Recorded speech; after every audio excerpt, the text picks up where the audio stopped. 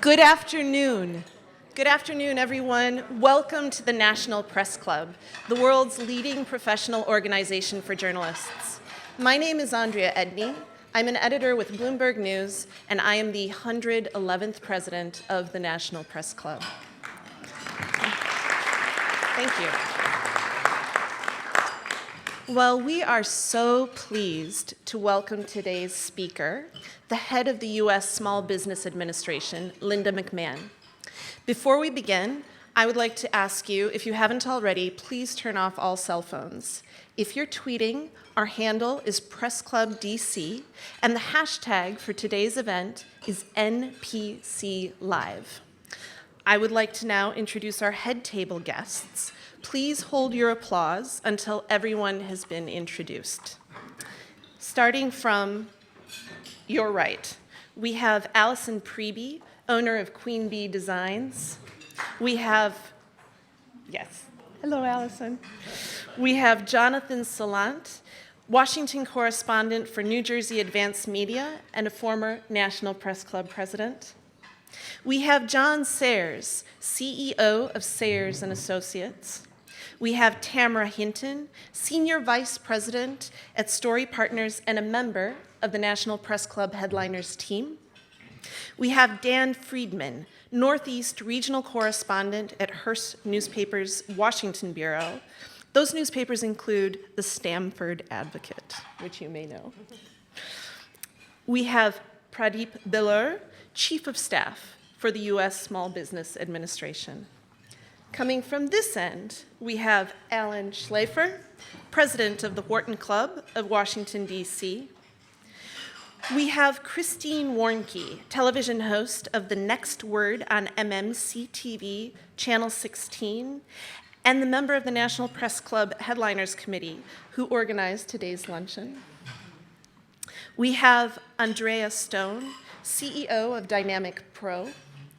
We have Kevin Wensing, a retired U.S. Navy captain and executive director of First Global. He also helped organize today's event. Thank you both. We have Emil Akan, senior business reporter at the Epoch Times. Skipping over our speaker for just a moment, we have Betsy Fisher-Martin, executive in residence at American University and co-chair of the National Press Club Headliners team. Thank you all for being here today.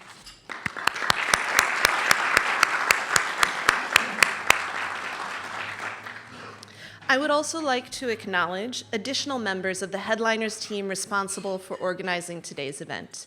Lisa Matthews, Lori Russo, Danny Selnick, Bill Lord, and the Press Club staff, specifically Lindsay Underwood, Laura Coker, and Executive Director Bill McCarran. Thank you.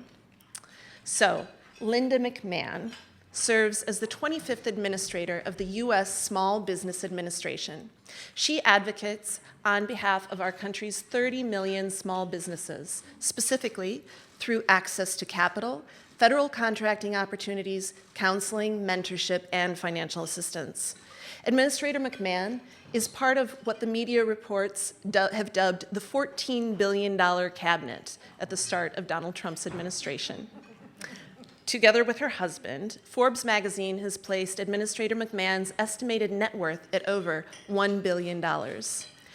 An entrepreneur and business executive, McMahon is the co-founder and former chief executive officer of World Wrestling Entertainment of Stamford, Connecticut.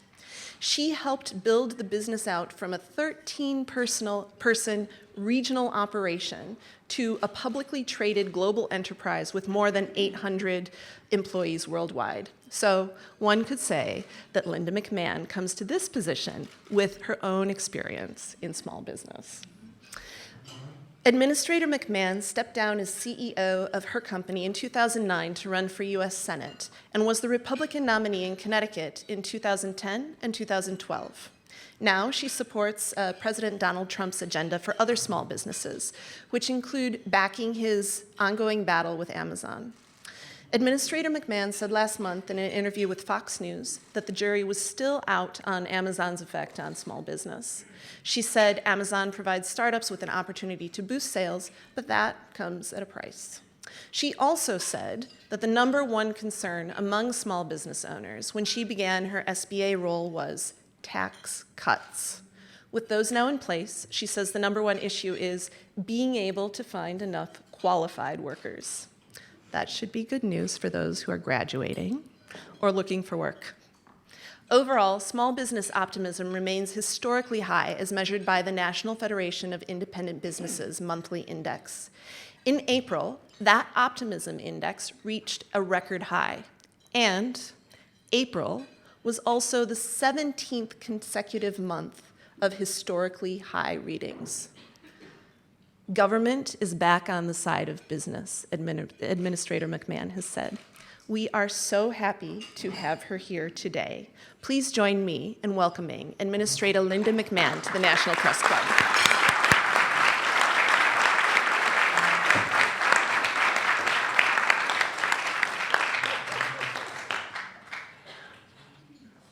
Administrator McMahon. Thank you very, very much. Thank you. Pleasure to be here. What am I going to do with this? Well, hopefully that will be for me to use. We'll see what you do. Andrea, thank you so much. What a nice crowd. It's really nice to see everybody this afternoon. And I want to thank the National Press Club for inviting me here today. And I do see some familiar faces out in the audience. I'm very pleased to see some of you that I haven't seen in a long time. I want to thank C-SPAN and Public Radio for covering us as well. And I'm just really delighted to be here. You know, those of us who are in public service have the opportunity to meet such a diversity of people and hear so many interesting stories on a routine basis. And that's the part of public service that I really like the most.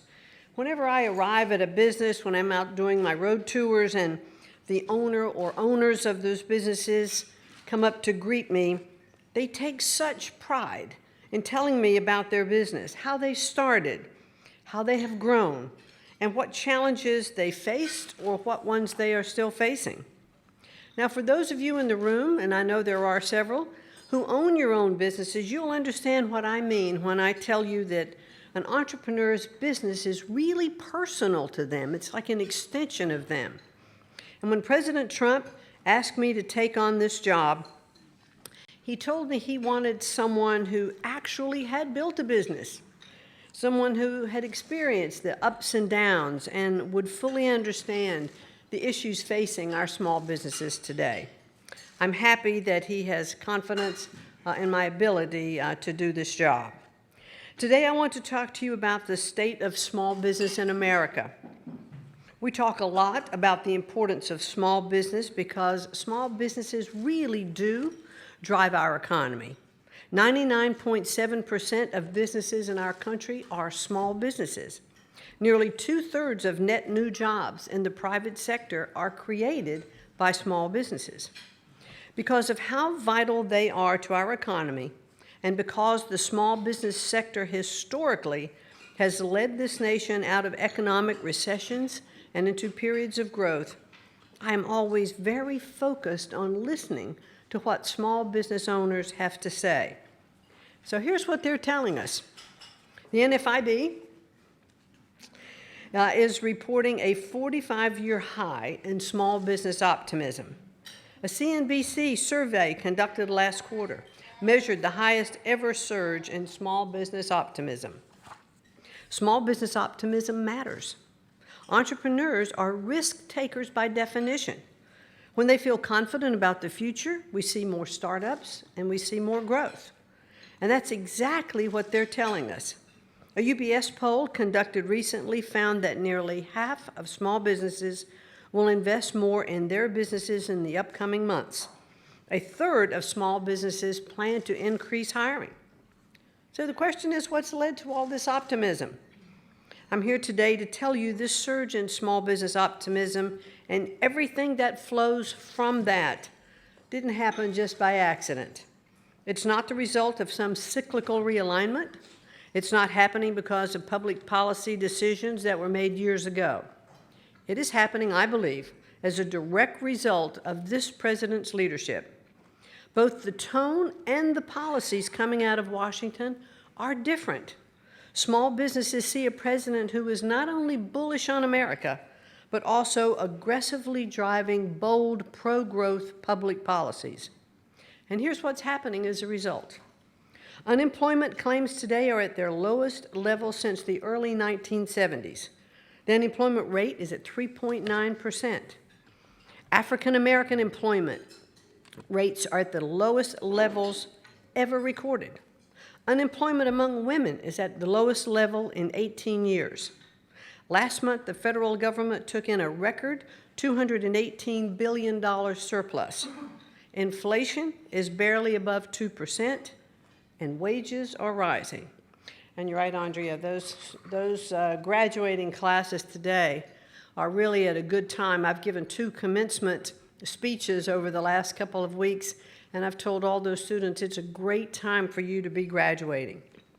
Interestingly, there is a prevailing sentiment among small businesses that government is back on their side. It's reflected in the economic indicators, and it's what I'm hearing on a routine basis from small businesses all across the country.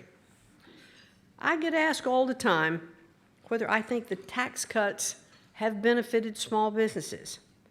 And I see nightly debates on cable television over whether the tax cuts had any positive impact on small businesses or if the only beneficiaries are really large corporations. If we want the answer to that question, why don't we ask the actual small business owners? Now, that's something I pledged to do when I began my, quote, Ignite tour last May. And my goal is to visit all 68 SBA district offices around the country. So I made a pledge to do that when I became the administrator of the SBA, because I thought, how better to get to know all of my district offices than to go there to see how they operate. They are actually the people on the ground. They're interacting with our lenders. They're interacting with our customers. They are the voice and the face of SBA. So I wanted to see firsthand. But I didn't just want to go to those district offices. So the district offices set up for me business roundtables, visits to small businesses in the area. I did a lot of local and continue to do a lot of local media because I want to talk about all of the opportunities and the programs that SBA has to offer. So when I talked to those small businesses and heard, firsthand from them, prior to tax cuts being made, the primary thing I heard from them was, please help the president with the tax cuts program. That would mean so much to us to pay less taxes. I heard about regulatory rollbacks. So now that the tax cuts are in place, and I hear from those small businesses, I'm doing what I said I was going to do. I'm hiring more people. I'm growing my business. I'm really grateful for the president. That level of optimism is still staying high because the tax cuts are now in place. I hear a bit more now about healthcare reform, and I hear a bit more now, not a bit more, the primary thing I hear mostly from small businesses today is that is a shortage in our workforce in skilled labor. So as I said, it's a good time for graduates today. Bank of America recently conducted a nationwide survey and found that 37% of small businesses are planning to invest in their businesses in 2018 as a direct result of the tax cuts. Bank of America's head of small business described the tax cuts as, quote, a game changer, and she is right. They are absolutely changing the game, and they are doing that specifically by taxing small business owners at a lower rate and by affording them new rules on expensing. Many small businesses will get a deduction of 20% for business income, and before the tax cuts were enacted, income would pass through to the small business owners on their personal taxes, where it was taxed at rates as high as 39.6%. Businesses now have the ability to immediately deduct the cost of new equipment, rather than having to take depreciation over several years on new equipment. Instead of less than memorable savings, maybe, that spread out over years, the impact now is immediate and unmistakable.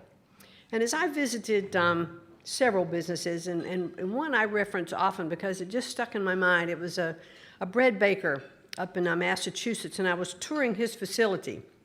And I must tell you, if if you've ever been into a bread baking facility and the bread is coming warm out of the oven and all you really want to do is have a pound of butter and grab the loaves from all over.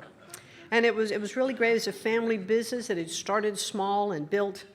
And he told me, he said, I'm so happy with the tax cuts. And he said, primarily because, he said, you see this big oven over here? That oven cost $1.5 million.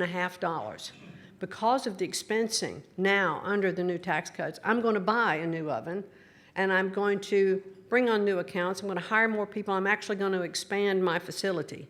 So those are the stories that I heard. And then I talked to a beer brewer, micro brewer up in Pennsylvania.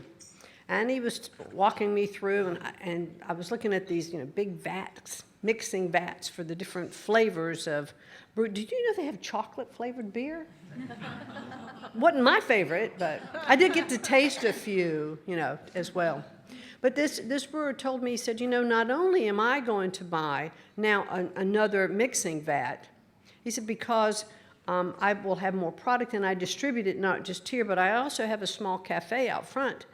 And he said, and what I am noticing is I have more and more customers.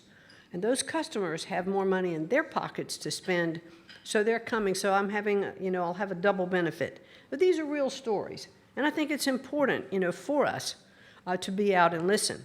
One of the folks that's on the dais this afternoon, Andrea Stone, who was recognized before. But Andrea, stand up again, if you will. Andrea is a small business owner from Arlington, Virginia. Thank you, Andrea. 12 years ago, she launched Dynamic Pro Incorporated. She decided that after accumulating years of experience in the field of business services, the time was right to take a calculated risk, hang out her own shingle, and open her own consulting business. Andrea is here today, and we appreciate very much your sharing the dais with us and coming in. Andrea says that the tax cuts have allowed her to hire more people, specifically a full-time employee dedicated to marketing. And my advice to small business owners always is, hire that person to do the things that's not going to bring in revenue if it detracts from what you're having to do. So Andrea said that she hired this full-time marketing person because a lot of her time that needed her attention in the business was spent on marketing, and now she could devote her time and energies to the things that only she could do to drive her business. She also told us that a few of her employees have told her they have more take-home pay as a result of the new tax cuts.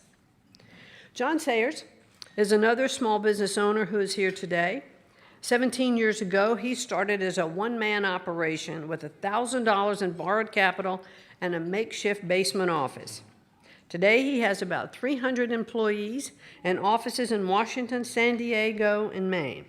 John is here today, and John, would you stand up again, please, so we just can acknowledge you as well. Thank you. Thank you both. John told us for the first time in years he feels like Washington is focused on small business growth and that he can see the optimism reflected in the eyes of his employees. Like Andrea, John told us that his employees are seeing more money in their paychecks, and as a result of the tax cuts, he was able to hire 2 additional business development employees. Thanks again, John, for your story. Small businesses are absolutely benefiting from these tax cuts. They are making investments, they are expanding, and they are creating jobs. But listen to this. There's another way in which small businesses are benefiting from the tax cuts. It may sound a little bit counterintuitive, but many small businesses are benefiting from the fact that bigger corporations are paying lower taxes. Now, what do I mean by that? These tax cuts are not a zero-sum game in which every dollar that corporations save somehow comes at the expense of small business owners. The fact is, as corporations pay a lower rate, they also invest. They expand their businesses. And wherever large corporations invest, expand, and hire, small businesses are the beneficiaries. Entire local economies can be formed around small businesses supporting a major corporation. And some of the rhetoric coming from leaders on Capitol Hill Rhetoric in support of repealing these tax cuts is really troubling. I think it would absolutely have a negative impact on the growth that we're experiencing today. Tax cuts are one way this administration is helping small businesses. Another way is through reductions in time-consuming regulations and compliance costs. Compliance costs for small businesses, and this was a shocker for me, averages about $11,700 per year per employee. Now, that's a lot of money to take out of the bottom line of a small business. And by the way, that is more on an employee basis than large corporations pay. This president has canceled, delayed, or eliminated hundreds of onerous regulations. The administration is also looking at changes that could make health care more affordable and more accessible for small businesses. The result of all this is that business leaders are less likely to see regulations as a threat to businesses, and NFIB's research backs that up. Another way in which this administration is helping small businesses is by making capital available for small businesses through various loan guaranteed programs offered by the Small Business Administration. I'm very proud to report the SBA wrapped up a record fiscal year for lending. In the last fiscal year, total lending to small businesses was in excess of $30.5 billion. That helped create more than 650,000 jobs. A significant portion of these loans were distributed to minority applicants. The Community Advantage Program, serving emerging and underserved borrowers, grew by more than 11%. And the SBA's microloan program, assisting small entrepreneurs, grew to more than $68 million. In addition to access to capital, the SBA plays a key role in providing access to mentoring. The SBA trained or counseled more than 1.4 million clients on starting and growing businesses using our resource partners like SCORE, SBDCs, Women Business Centers. And I have talked to so many small businesses who have utilized and sought access from these resource partners, and the advice and the mentoring and the time that these volunteers spend is for free. The consumer or the prospective business owner doesn't pay for that. And often I've been told, if it weren't for that counseling, even though I have found access to capital, I wouldn't really know how to develop my business plan, my marketing plan, and how to grow my business. From the government contracting perspective, agencies are on track to exceed a small business contracting goal of 23%. Additionally, we met key goals as it relates to small disadvantaged businesses and service-disabled veteran-owned businesses. In 2017, our disaster assistance program responded to 3 major hurricanes, Harvey, Irma, and Maria. Our disaster staffing surged to more than 5,200 employees to support the economic recovery efforts. They processed more than 300,000 applications, approving more than $6.7 billion in low-interest disaster loans. It's really important after a disaster that we get small businesses back on their feet and back in their homes, and it's the only time that SBA is involved in home mortgages, because it is so important for the communities that small businesses get back up and running.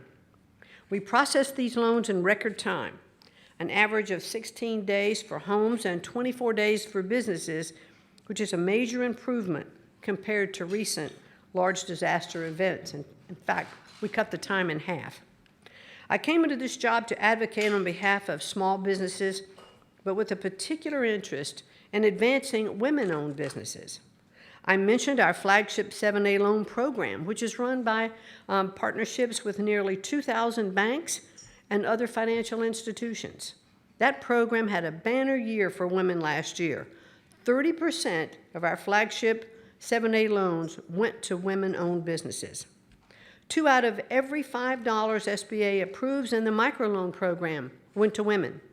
We've announced plans for dramatically improving the way in which we help identify women-owned businesses to qualify to bid for government contracts. And since I'm on the topic of SBA, imagine that, I want to make a very important point.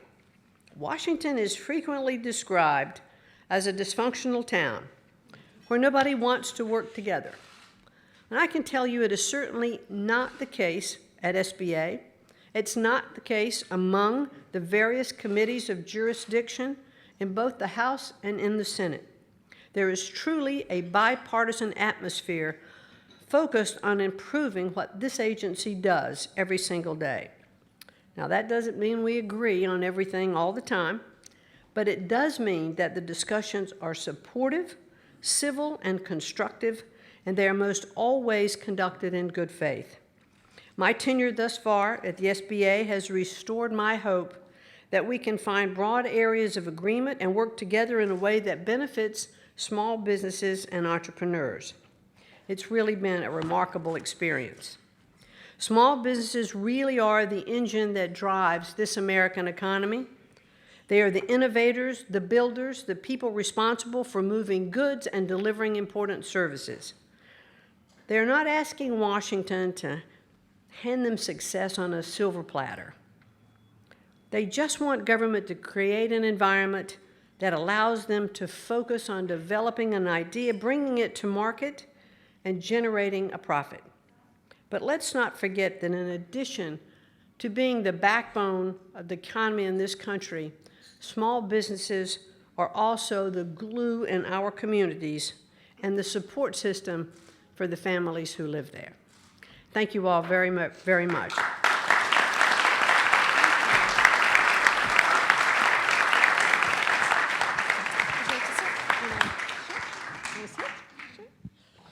Climb up on the stool. All right. It's always delicate. In front of a room with a skirt on. Thank you. Administrator McMahon, thank you so much for joining us here today. We have a lot of good questions, and you've touched on a lot of very important topics in your comments. One of the things you mentioned was regulation. So the SBA, if I'm not mistaken, reviews all regulation affecting small business before it goes into effect. So what is the agency doing now to make sure that regulatory burdens don't fall disproportionately on small business? One of the aspects of the SBA is the Office of Advocacy, which is actually a quasi-independent agency, though it's housed within SBA. And the role of advocacy really is to make sure that when rules and regulations are being promulgated, regulations primarily, the individual agency is to make sure that SBA has a seat at the table. So we don't always get to have regulation not go through, that we would like to see not go through. But the other side of the advocacy position is to then be out on the road listening to businesses who are then being affected by those regulations, so that then the Office of Advocacy publishes a report to Congress to hopefully get those regulations changed. Could you give us an example of something that you might be a regulation that you might be working towards changing? I'm not at this point working on any particular regulation, but what I do hear all the time from small businesses is that they have been relieved of the burden of compliance with regulation and reducing that cost. So while there might be, a small business here that has one regulation, one over here that has another, basically what I'm hearing is that the cost of regulation is being reduced, and of course that's more money to their bottom line. Oh, absolutely. Studies have noted a lower small business participation rate for millennials than for either Gen Xers or baby boomers at comparable ages. What do you think the SBA can do about that? Well, part of what SBA does, and I talked a little bit about it in my remarks, having these resource partners like our SBDCs, which are small business development companies that are primarily affiliated with universities. And they're on a grant program. We provide part of their operating capital. They raise the other aspect of that. So they have an opportunity to meet with a lot of millennials and potential business owners to kind of guide them through the maze of how to think about starting their business. I think in our SCORE offices, which are manned, they are manned by volunteers, and a lot of them are retired business executives or active business executives. And, it's it's really difficult sometimes to tell a young entrepreneur who has a great idea, this is going to be the best thing, and I know that I can make this work. I know that this is something that I need to get developed in, but they don't know how to really go about it. So that if they can get counseling and mentoring, sometimes being told, this is really not a good idea. You need to take it back. You need to polish it a little bit. You need to think about how you're going to grow it or scale it.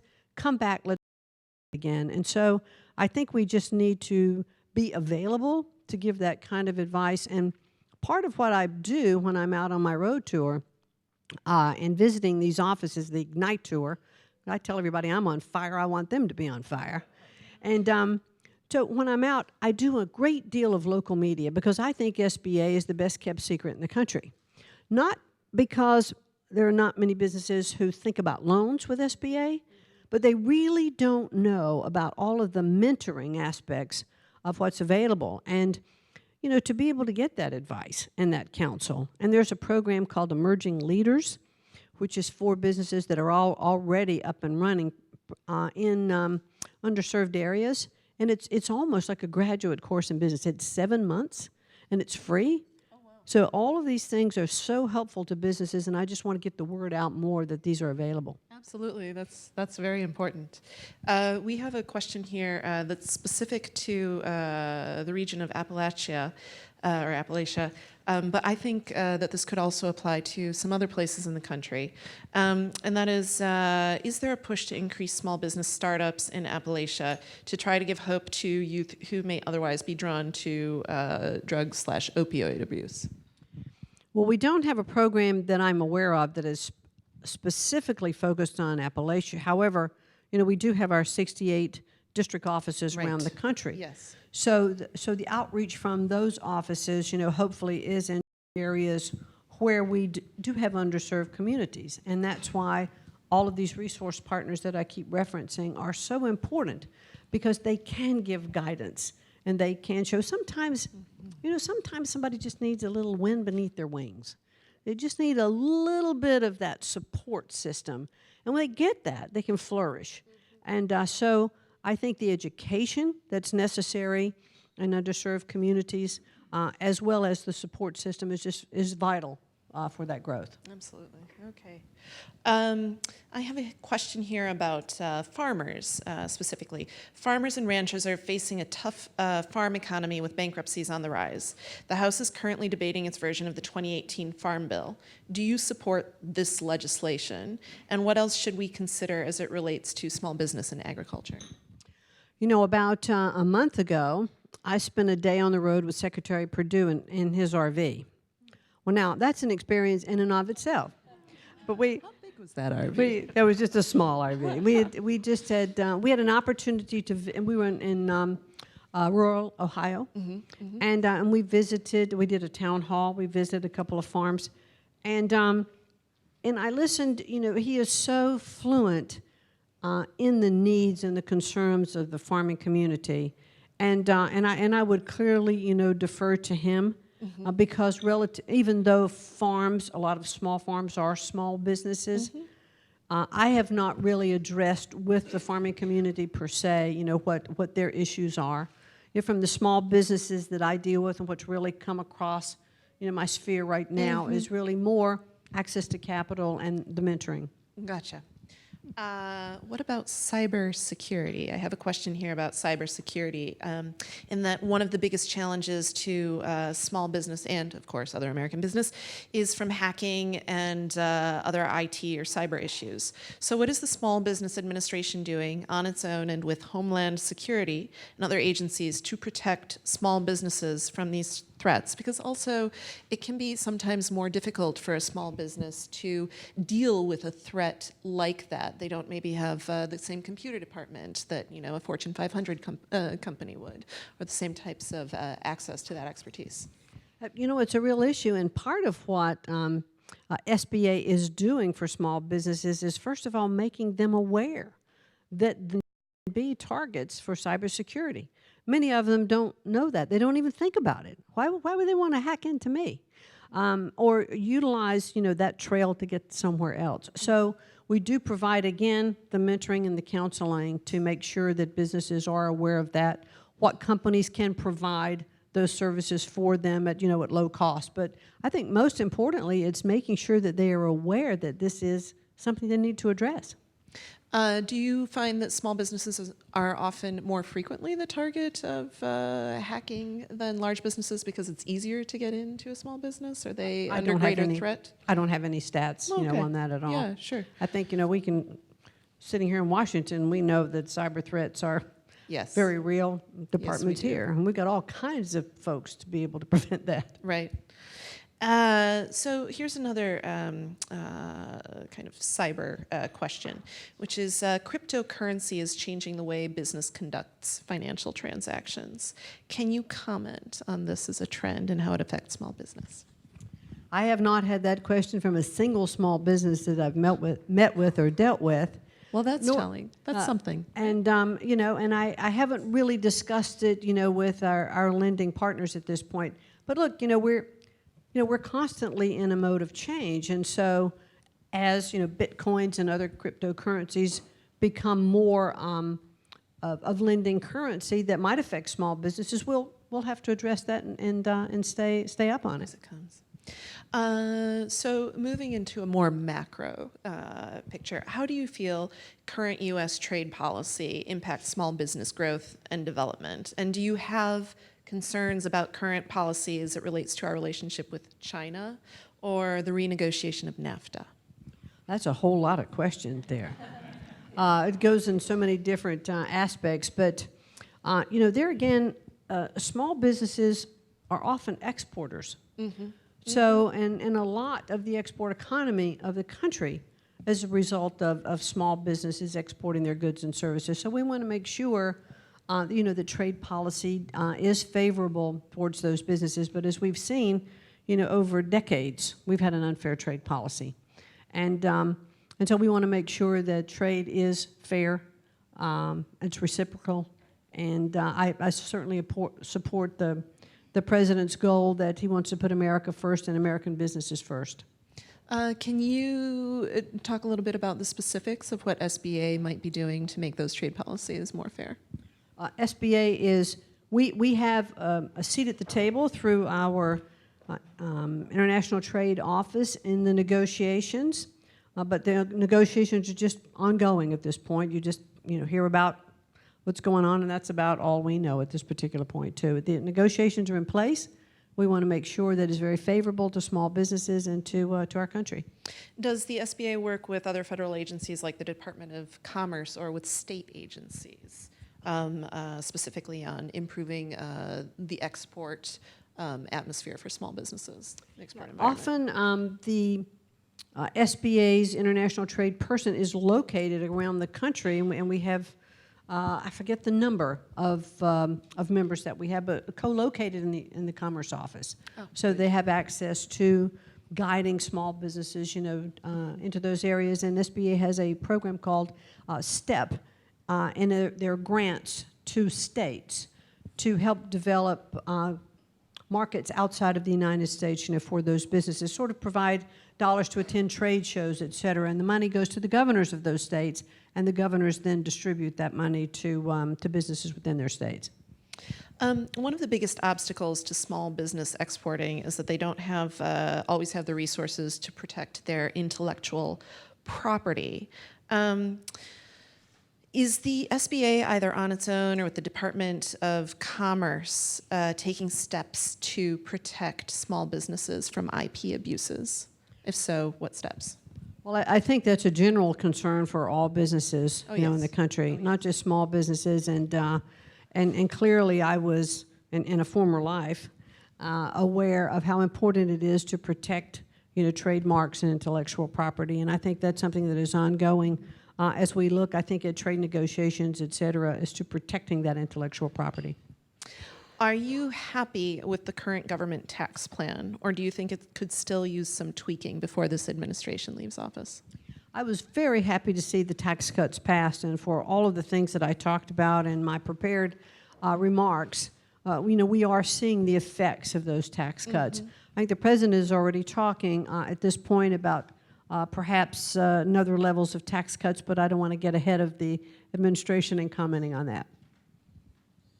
Could you give us some hypothetical examples? I don't talk about hypotheticals. All right.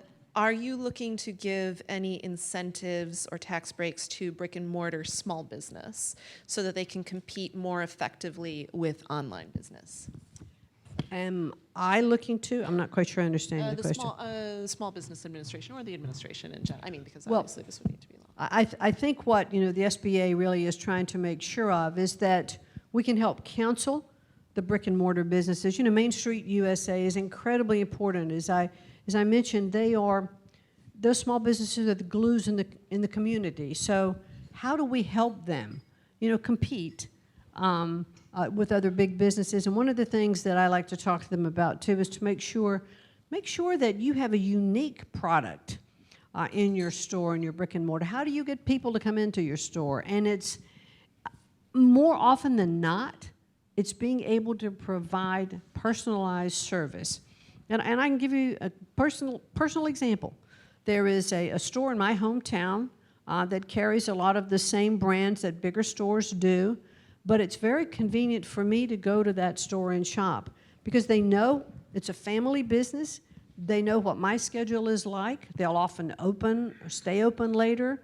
They'll provide seamstress service for getting my clothes fitted and things like that. That service makes so much difference, and you can't do that online. That is true. And so I often talk about how personalized service can really make a difference. Okay. I do have one more question about taxes and and competition for small business. Small businesses in high tax states say the tax bill will hurt them, the 2017 tax bill, will hurt them because it will make them less competitive with businesses in low tax states. What is your response to that? Well, I think you have to look at what the competitive factors always are. If somebody else has a break you don't have, you may be at a disadvantage. But there's a company up in Buffalo, New York, that I visited, and we were talking about tax cuts, and he was telling me, he said, I might not get as much of a tax break as someone else is going to get. He said, but let me tell you what I'm already seeing. He said, I might not have as great a tax break, but I've got more people coming through my door because they got a tax break. They have more money in their pocket. So my customer base is growing. My revenues are increasing. So while my percentage might not be the same as somewhere else, I'm benefiting from the increase in revenue. So he was all for it. Can you tell us a little bit, you have been meeting with small business owners all over the country. In your conversations with them, I'm sure they're bringing up lots of issues that maybe you hadn't even considered before you became head of the SBA. Maybe not. Maybe you considered everything. But could you give us some examples, perhaps, of things that you're hearing that are causing you to consider, policy changes that you could push for or other new initiatives? I can honestly say that I'm not getting those kinds of issues currently. Okay. I may, as we're out and as tax cuts now are in the marketplace more, and we're looking at other issues. I think let me give you one thing that I was surprised about. And maybe this is not relative, to tax, but when the issue about workforce came up, and I'm talking to more and more businesses about workforce, it's not just skilled workers that they need, but they also need workers who basically have a work ethic and want to come to work. So you've got that side we're dealing with. The other side of the issue, I really was surprised at the opioid issue and how prevalent it is in preventing many small businesses from having the workforce that they need. And I know the president is so committed. In fact, his exact words in a meeting where he wanted to break the back of opioids. Well, I think, the scope of the opioid crisis surprised a lot of people when it came to light. Is the SBA coming up with ideas or plans on how to help small businesses specifically in dealing with issues of the opioid crisis? Well, there's one thing about, regulation and changing laws, but what I'm seeing, not necessarily SBA, but I think SBA can help foster some of the outreach in local communities. But if you're hearing locally or in the news, we're hearing about practical things that are being done. Doctors are not prescribing as many opioids. We're looking at alternative ways to deal with pain. Hospital surgeons, after surgery, are not providing as many of the pain relievers that they did before. Again, looking at alternate measures. So as we can continue to educate and help that messaging in our local communities, the practical things that we can do often make the biggest differences. And I think we'll continue to help on that educational level. With the mentoring and the counseling that you offer small businesses. Great. What changes do you feel that we still need to see in our healthcare rules? There have been a lot.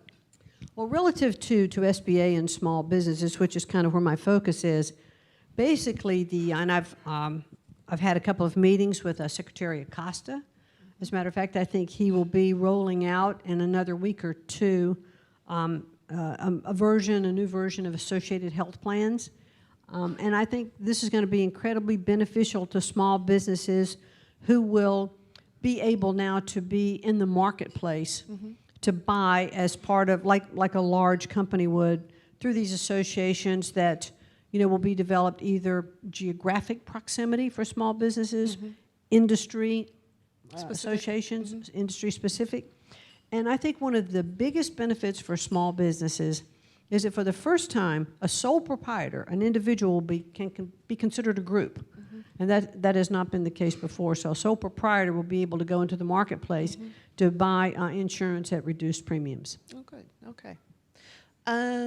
So I think you alluded to this in your comments, but the SBA recently opened 9 new women's business centers across the country to help women start and grow their own businesses. Why was it so important to you to help women specifically as opposed to our other gender? Well, actually, because we have many offices, the SCORE offices, the SBDCs. Women are often more comfortable going to a women's business center. They just like the atmosphere there. And, of course, men come there, too, not as often as women do, but women do come. How is the atmosphere different? The atmosphere is a bit different. And women, I think, from what they've told us, they have greater success when they feel that they have, mentoring support group. And so coming to the women's business centers, not all women, clearly, but some women like to have that support group. So we didn't have as many women's business centers as we do, other resource partners that are out there. So we now have, I think it's 9 around the country. Well, if you think about it, that's still not a lot. Sure. But we are providing mentoring now to thousands of women, which is terrific. So we have the Veterans Outreach Centers. We have our Small Business Development Centers, our SCORE offices that I was talking about. And so to have these different points of outreach are very, very helpful. In terms of small business ownership statistics, what proportion of small businesses are currently owned and operated by women, and how is that changing with your initiative?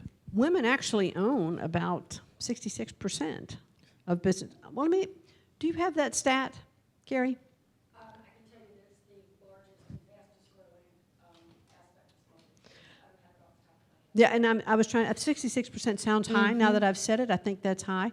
But women are starting businesses more often than men are. In today's environment, women are getting more higher degrees than men are. And so I think that women businesses clearly are rising, and we want to support them in every way we can. Fantastic, thank you. So another gender question. You are a woman in a mostly male administration, mostly, right? Do you think, as a woman, that you approach any aspects to business or negotiation any differently than most men would? And how has your gender worked for you as a net positive over the course of your career? I never really ever felt that I was a disadvantage because I was a woman. I never did either, but You know, I actually, if anything, I'm better off at being a woman. You know, and I have 6 grandchildren. I have 3 grandsons and 3 granddaughters. And I really look at the 6 of them and think that they all have equal opportunity to do what they want to do, and I want to encourage each of them to do that. When I talk to small business owners, and when I do talk to women who are starting their businesses, and I can tell you women are incredibly thoughtful. They're very attentive to detail. They want to make sure that things, you know, are in place to do, and they often start businesses with more of a consideration for how that business can benefit the community as well as how they can grow their bottom line. But I have never been in my own company. There clearly was no discrimination, but I always felt, you know, I was never at a disadvantage. I was clearly, as far as I was concerned, the top of the ladder, not the bottom of the ladder. absolutely. Good. So what do you think it takes to become a business owner? Do you think anyone can do it? I don't think anyone can become a business owner, simply because there's a great deal of risk-taking that goes into determining to start a business. And, you know, it takes such a commitment of time. You really, if you're going to be an entrepreneur, it's a 24-hour business. You can't just leave it over here. And for those who are mothers or parents, you know, raising kids in their family, they have other obligations. There's never any real work-life balance, and I've given tons of speeches on that. And basically, it comes down to there really isn't any balance. It's just balance one way here or one way here, and somewhere in the middle, maybe you survive. But it's not easy to be a business owner. You have to have certain skills and techniques. You can start a business, but can you manage it? You know, can you manage your cash flow? It's one of the reasons that businesses fail so often is because they're undercapitalized and they don't know how to manage cash flow.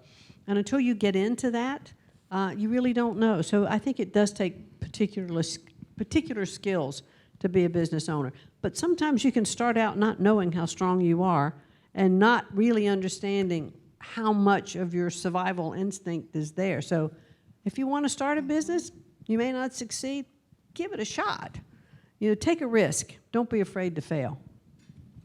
Excellent. You said in an interview recently that a bankruptcy that happened early in your career was very instructive for you in going forward, even though, of course, it was painful. So what did you learn from that experience? And what would you say to business owners who are on the brink of bankruptcy or who feel that their whose businesses are leaning towards failing as opposed to succeeding, or who have already filed for bankruptcy? Well, bankruptcy is a really tough thing to go through. My husband and I, did happen to us early on in our career, but literally our house was auctioned off. My car was repossessed in the driveway. I was pregnant with our second child. So I think when the president asked me to take on this job, and as I said in my remarks, he wanted someone who'd kind of been there, done that, been through the ups and downs of a business, and I can walk that walk and talk that talk. And what I would advise businesses to do is, you know, you have to protect your downside in any business. And what we were talking about a little bit before is know how to manage your cash flow. Don't let it get to the point that, you know, if that next thing happens, that next shoe falls, you're going to be out of business. You've got to have a stronger plan than that. What have you found to be the greatest challenges to be so far? What have you found so far to be the greatest challenges in working with President Donald Trump? Do you feel that he's more pro-big business than he is pro-small business? I don't find any challenge working with the president as long as you are prepared for what he is expecting of you. All right. And if you have questions, have them well formulated. If you go in to speak with him and sit with him and to get his direction, know your stuff, because he knows his. And he's demanding of you because he's put you in a position and given you authority to act within that position and hopefully provided you with the tools that you need. And if you don't have those, shame on you for not coming to get them and for saying what you need. And if you have those and you're not doing them well, you better be able to justify why not. Mm-hmm. But he's very fair. He is a good listener, and he gives good direction, and he's very straightforward in his direction. What would you say is President Trump's greatest accomplishment so far during his presidency? Well, I think he's had several. Certainly getting the tax cut plan through, rolling back regulations. Boy, look at where we are with our foreign policy today. I think he's had a lot of successes and more to come. Let's see. How does your experience as a former CEO and co-founder of World Wrestling Entertainment help you in this job? Well, my husband and I, we started sharing a desk in our basement. And sharing a desk with your husband, let alone, a co-partner. And yes, this marriage did survive. And matter of fact, we have our 52nd wedding anniversary this August. Congratulations! Oh, how wonderful is that?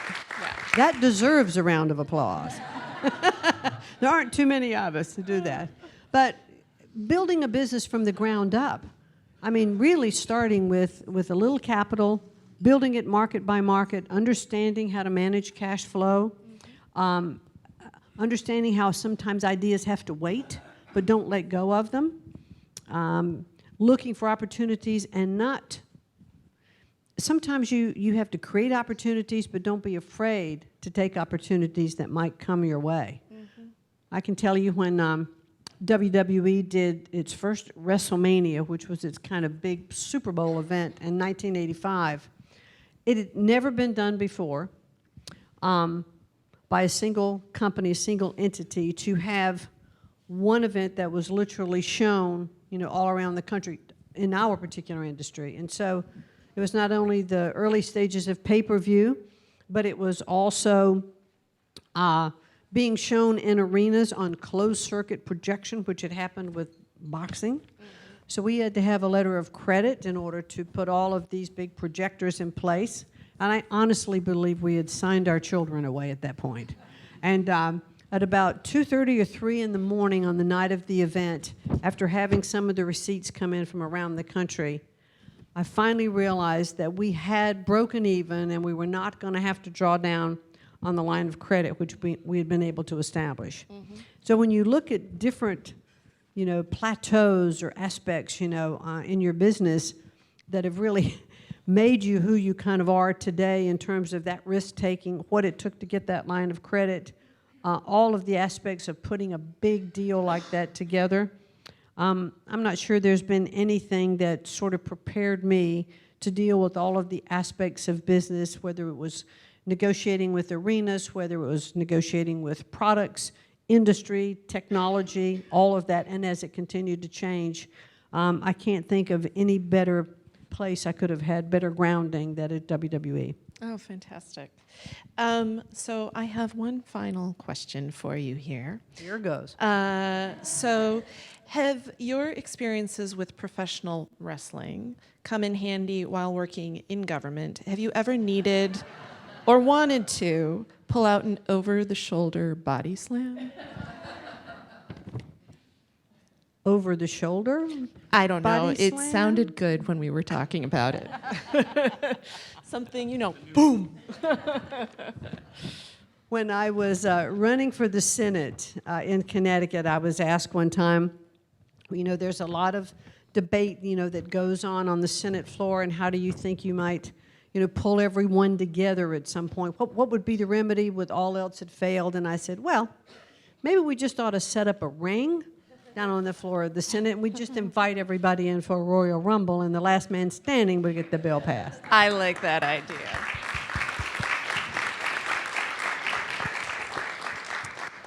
So, Administrator McMahon, we'd like to thank you so very much for joining us here today. I am going to bequeath you our National Press Club mug. We give one to each of our esteemed speakers. We hope that if it's your first, that it will not be your last, and we do wish that you use it in good health. Thank you very, very much. I appreciate very much today. Thank you. Thank you very much. Thank you. Thank you. Before we adjourn entirely, I'd like to highlight a couple of events that we have coming up at the club. Next Tuesday, we have a luncheon with former Mexican President Vicente Fox. Later that evening, actor Eric Bergen from Madam Secretary is going to be speaking to club members. Later in the week, we have a book event with Selena Zito and Brad Todd about their new book called The Great Revolt. We have Fox News Channel's Brett Baer coming to talk about his book, 3 Days in Moscow.